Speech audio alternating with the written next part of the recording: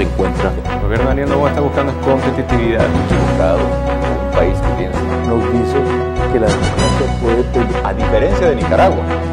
De enfrentar los problemas de impunidad es la del fiscal general. La Alianza del Pacífico se presenta también como una oportunidad para el país.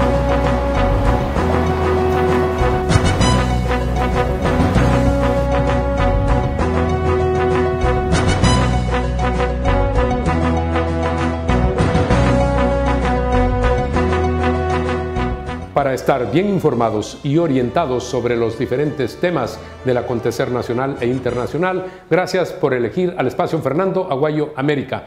Cordiales saludos a quienes nos ven a través de la señal de Vito TV en el Ecuador, por OnePlus TV en el Ecuador y en el mundo y a través de YouTube. Hoy tenemos como invitado al doctor Carlos Julio Emanuel.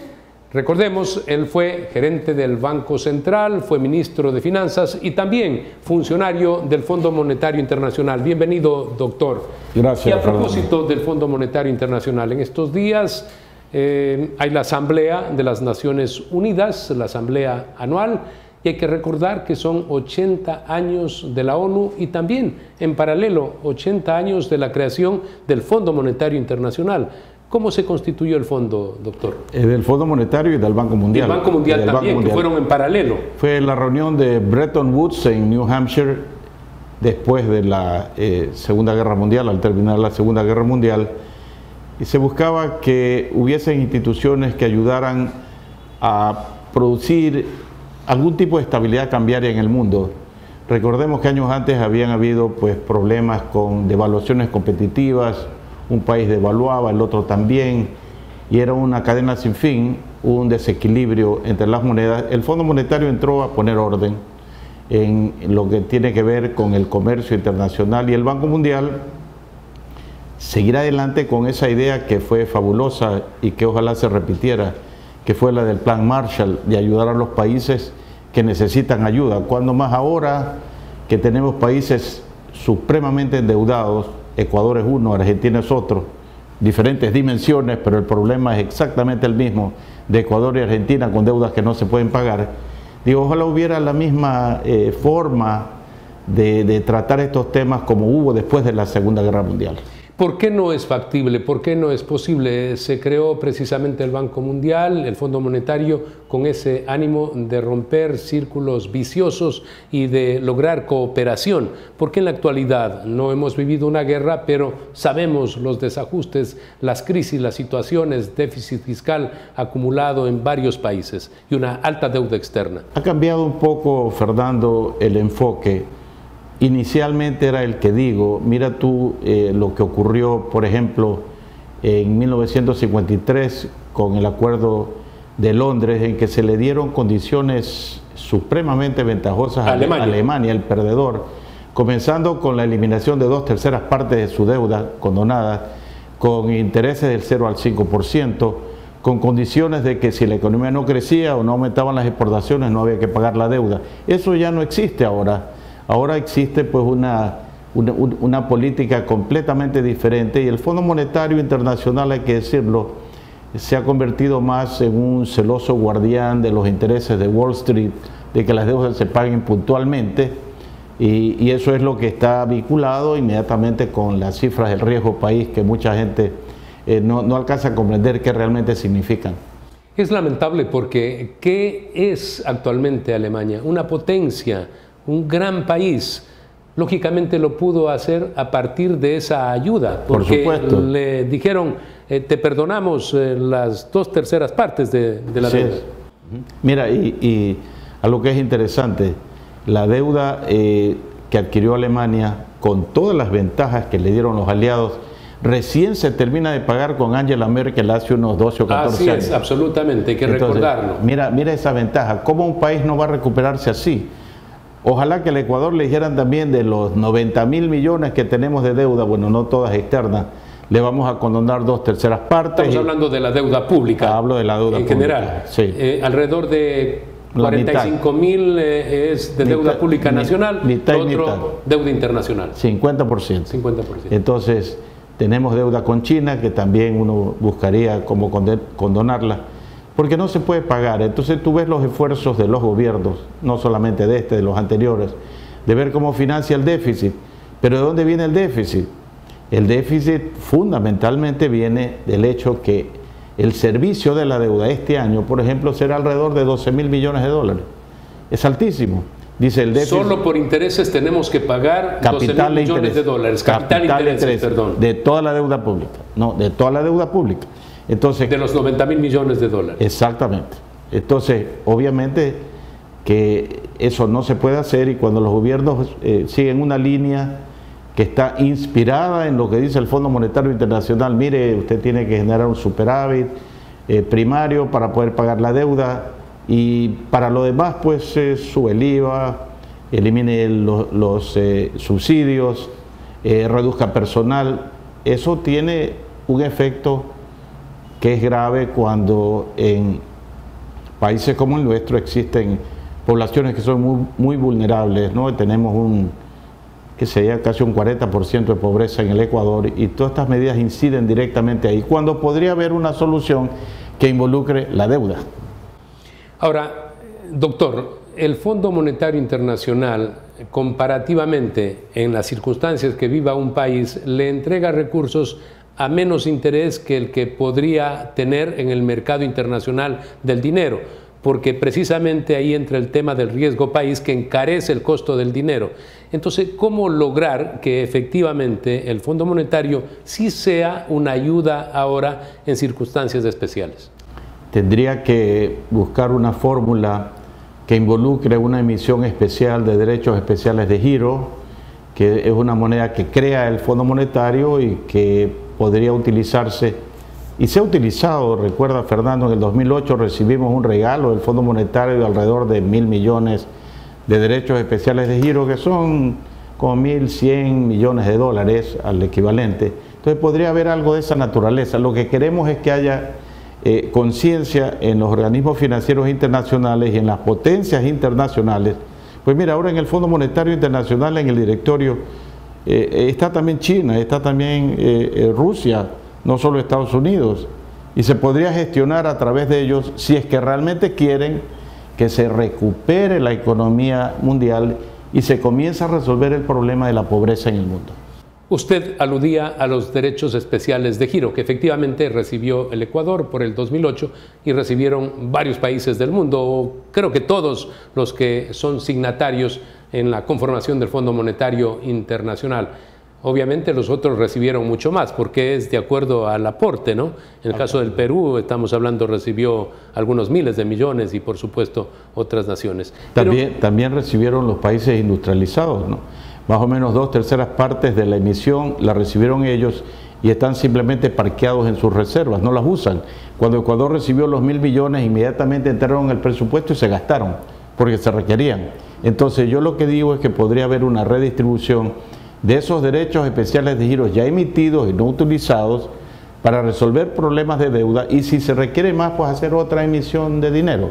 Los ricos podrían ayudar. Claro. Y la diferencia sería, doctor, porque en los momentos se dice, uno acude al fondo por un préstamo para pagar al fondo el préstamo anterior. Es lo que está ocurriendo. Estos derechos especiales de giro es otro dinero fresco que sí podría ir a producción. Exactamente, a resolver los problemas. Por ejemplo, si hay una nueva emisión de derechos especiales de giro, o si se logra que los países industrializados que recibieron la mayor parte de la última emisión, la decisión de entregar a los países en función de su cuota para que resuelvan problemas de la deuda, estarías cancelando deuda, y al cancelar deuda tienes más recursos para el desarrollo, más recursos para satisfacer las necesidades de la gente en salud, educación, vivienda, alimentación, etcétera. De eso se trata. ¿Cómo se genera un movimiento para que obviamente haya el respaldo necesario? Como país pequeño, Ecuador por sí solo difícilmente lo encuentre, pero viviendo lo que vivimos varias naciones, ¿cómo sería el movimiento para lograr esa respuesta del Fondo Monetario? Me gustaría hacer referencia a una anécdota. En el 2002, cuando yo estaba en el Ministerio de Finanzas, en la reunión anual del Banco Interamericano de Desarrollo en Fortaleza, en Brasil, yo propuse justamente un nuevo plan Marshall para América Latina. De todos los concurrentes el único que se acercó al final del discurso a pedirme el discurso fue el representante de Alemania, el ministro de Alemania, que había sido beneficiario, ya dijimos, en 1953. Y curiosamente, y más que curiosamente, y paradójicamente, el país que más se opone a este tipo de arreglos con un carácter más filantrópico, por así decirlo, es Alemania. Mira tú, el que más recibió ayuda, el que más se opone ahora que se adopten medidas como las que permitieron que Alemania sea lo que es hoy. Por ejemplo, precisamente en esta Asamblea de las Naciones Unidas por los 80 años, y es de recordación de lo que fue la terminación de la Segunda Guerra Mundial. Debería ser un motivo para plantear este tipo de teorías, como usted ya lo ha hecho en el pasado. Si se quiere realmente resolver problemas graves, porque uno puede preguntarse de qué le sirven a los países industrializados los cientos de miles de millones de dólares que tienen en sus reservas monetarias en forma de derechos especiales de giro. De nada, simplemente están allí. No los necesitan, no los han usado, no los van a usar. Países como el nuestro, como Argentina y otros más en el mundo que tienen deudas que son impagables, podrían beneficiarse de eso, Fernando. Doctor, muchas gracias. Gracias, Fernando. Amigos, vamos a hacer un corte comercial. Al retornar vamos a tener al doctor Roberto Gómez Mera. Él fue fiscal de la Nación, presidente de la Corte Suprema de Justicia. Él ha publicado el resumen de su vida, nos ha dejado con una dedicatoria. Muchas gracias. Con él vamos a hablar sobre la Constituyente. El Nuevo Ecuador cumple. En tiempo récord, 70.000 productores de las 24 provincias ya recibieron el bono raíces. Son familias productoras agrícolas en situación de pobreza que hoy acceden a un apoyo real para mejorar su calidad de vida. El incentivo ya está depositado en sus cuentas de Banecuador, impulsando la producción y la inclusión productiva del campo. Forman parte de los 100.000 pequeños agricultores que se beneficiarán en todo el país. No se trata de quitar, es redistribuir con justicia, directo a quienes sostienen la economía del país. La Alcaldía de San Borondón continúa trabajando para mejorar la movilidad y seguridad vial de nuestra ciudad. La obra en la avenida San Borondón avanza a paso firme y ya registra un 70% de avance. Seguimos trabajando en el fresado, asfaltado e instalación de tuberías de aguas lluvias en diferentes puntos de la avenida. También continuaremos con la ampliación de la avenida y de los retornos. Recuerda tomar las debidas precauciones e informarse en las cuentas oficiales de @MuniSanBorondón. Nosotros trabajamos en las vías y tú pones el orden. Contamos contigo. Alcaldía de San Borondón. ¡Wow! ¡Qué grandes están tus hijos! Uy, ¿y la empresa cómo va? Gracias. Bueno, ahí vamos. Tratando de crecer. Estamos intentando abrir oficinas en otras 2 regiones.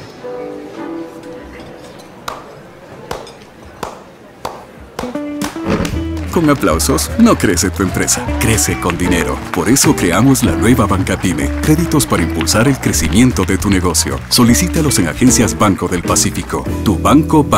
¿Puedo pagarte con aplausos? Verde Fruit, el camino para acercar los productos de América Latina a los Estados Unidos. El Nuevo Ecuador cumple. En tiempo récord, 70.000 productores de las 24 provincias ya recibieron el bono raíces. Son familias productoras agrícolas en situación de pobreza que hoy acceden a un apoyo real para mejorar su calidad de vida. El incentivo ya está depositado en sus cuentas de Banecuador, impulsando la producción y la inclusión productiva del campo. Forman parte de los 100.000 pequeños agricultores que se beneficiarán en todo el país. No se trata de quitar, es redistribuir con justicia, directo a quienes sostienen la economía del país.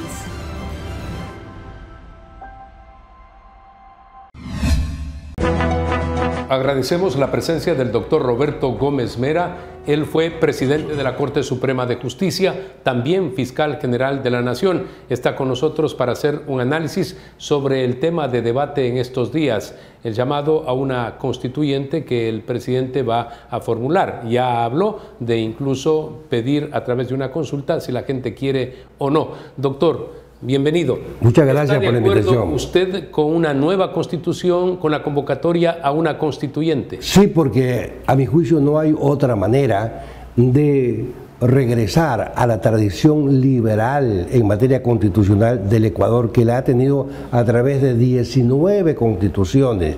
Esta, la del 2008, es la única que es de carácter socializante.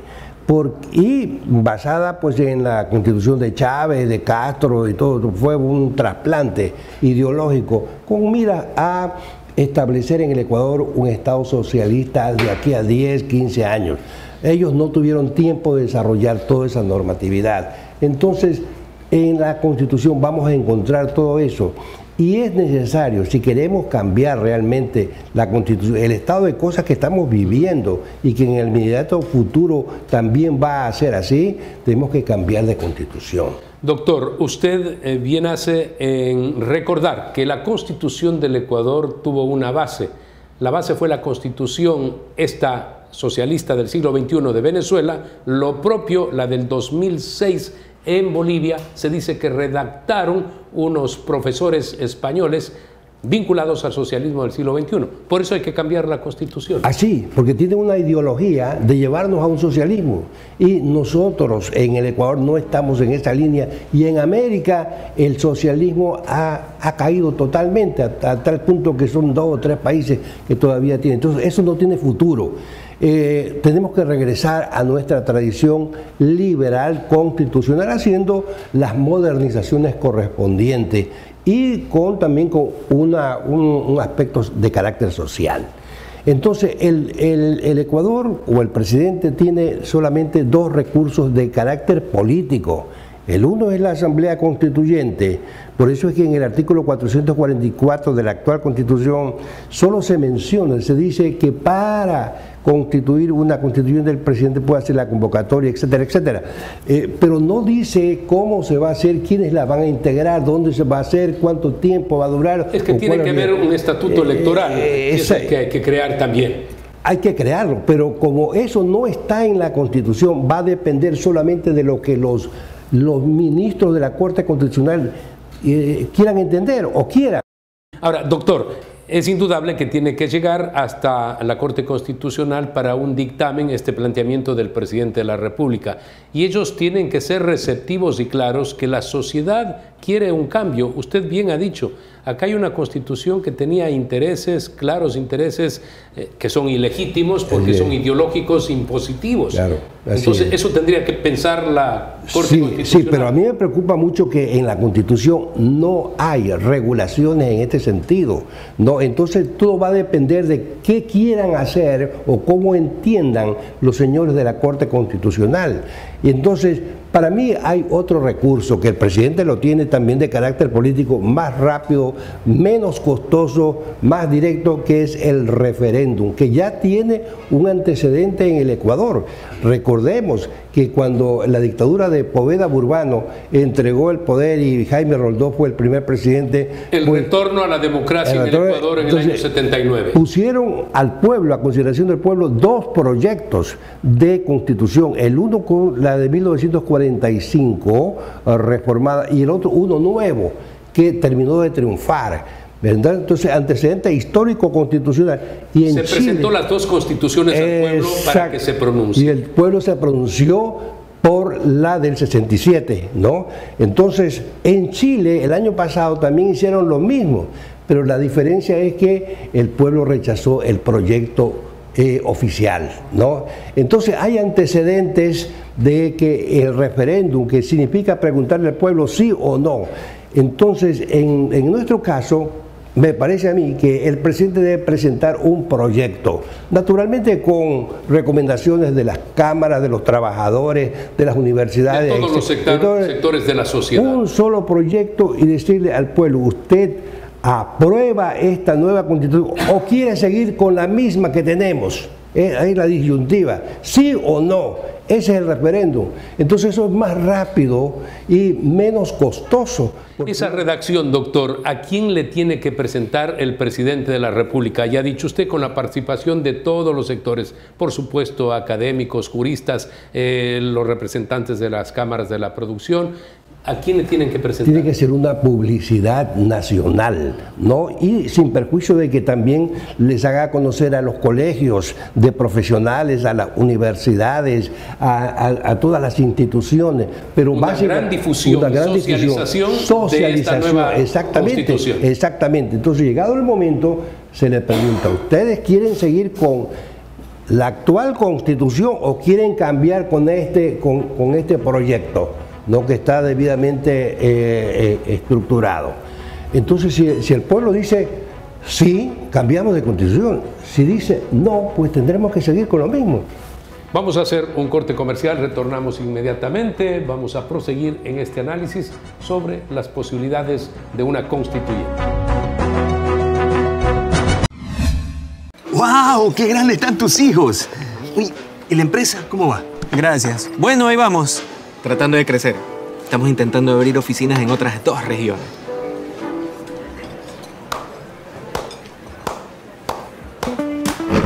Con aplausos no crece tu empresa, crece con dinero. Por eso creamos la nueva Banca Pyme, créditos para impulsar el crecimiento de tu negocio. Solicítalos en agencias Banco del Pacífico. Tu banco. ¿Puedo pagarte con aplausos? No. Verde Fruit, el camino para acercar los productos de América Latina a los Estados Unidos. El nuevo Ecuador cumple. En tiempo récord, 70.000 productores de las 24 provincias ya recibieron el bono raíces. Son familias productoras agrícolas en situación de pobreza que hoy acceden a un apoyo real para mejorar su calidad de vida. El incentivo ya está depositado en sus cuentas de Ban Ecuador, impulsando la producción y la inclusión productiva del campo. Forman parte de los 100.000 pequeños agricultores que se beneficiarán en todo el país. No se trata de quitar, es redistribuir con justicia, directo a quienes sostienen la economía del país. Celebramos a Tarifa como mejor lo sabemos hacer, con obras y servicios que garanticen mejor calidad de vida para todos, con un malecón totalmente repotenciado que servirá para que la familia tarifeña pueda disfrutar, con un centro de eventos que se convertirá en ese punto de unión de fiestas para absolutamente todos. Estas Tarifas de la parroquia más linda del Ecuador.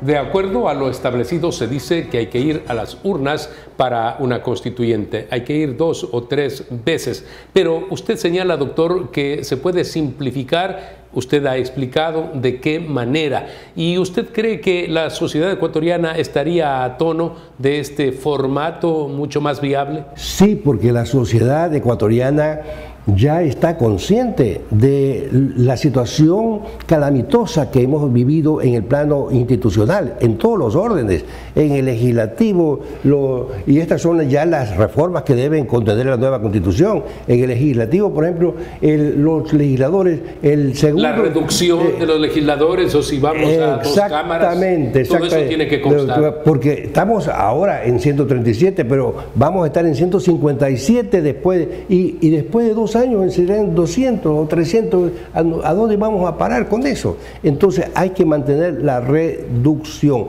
Otra cosa, los señores legisladores tienen que estar obligados a respetar el programa de gobierno del presidente que ha ganado las elecciones y respetar los 4 años, no como ahora, que al siguiente día ya le hacen oposición con ánimo de tumbarlo. Naturalmente que si vamos a encontrar un presidente que se roba la plata o que tienen aljibes del banco... Tiene que ser sometido a la justicia, eso es claro, exactamente. Eso ocurre en el Perú, por ejemplo, en la actualidad. Y no se resiente en la evidencia, la convivencia de la sociedad peruana. O una persona que está loca también, ¿no? Todo eso. Pero caso contrario, se debe terminar con esta actitud que al siguiente día comienza la oposición, entonces el gobierno tiene que comenzar a negociar los hospitales, el petróleo, todo.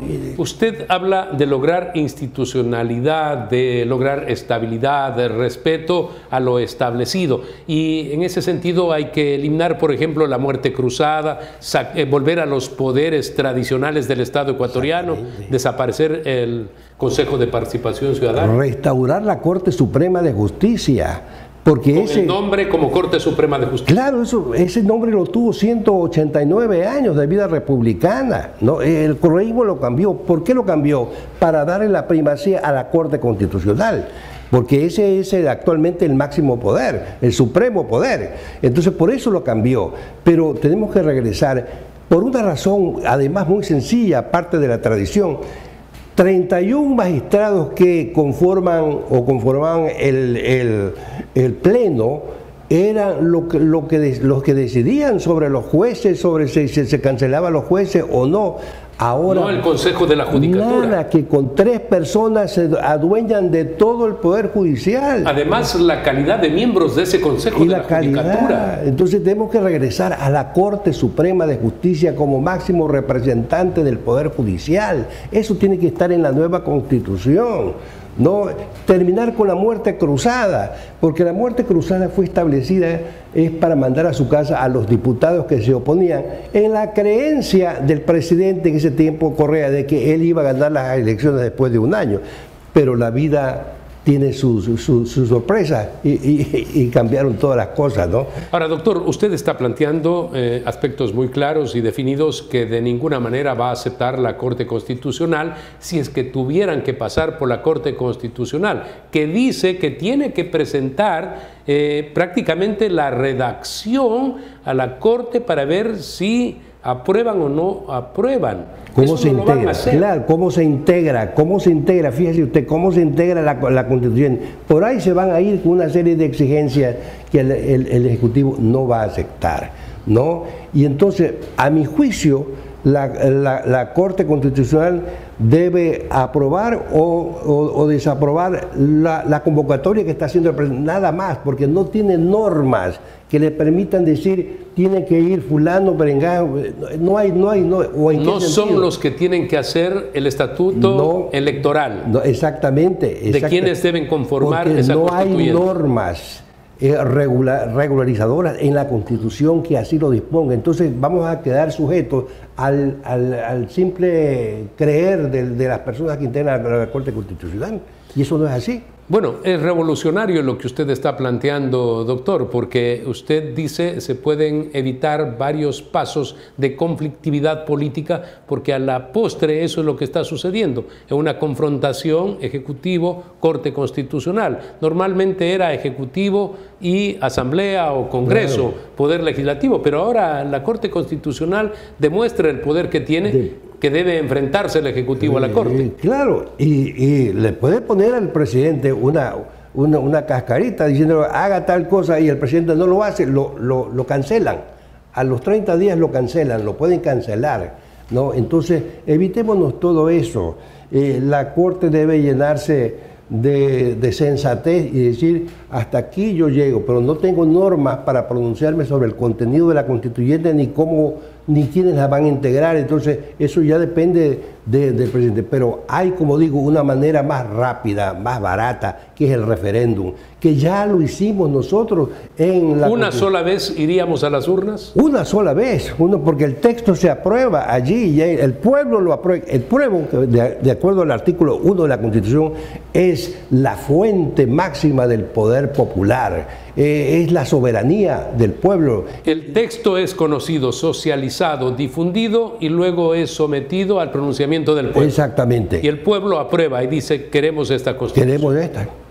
Si el pueblo dice no queremos, pues continuamos con esta Constitución del socialismo del siglo XXI. Garantista. Así es. Muchas gracias, doctor, por a la orden, el aporte al debate sobre el futuro del país en cuanto a lo constitucional. Amigos, recuerden ustedes que tienen una cita la próxima semana en Fernando Aguayo América a través de Vito TV en el Ecuador, por OnePlus TV en el Ecuador y en el mundo, y también nos pueden seguir por YouTube.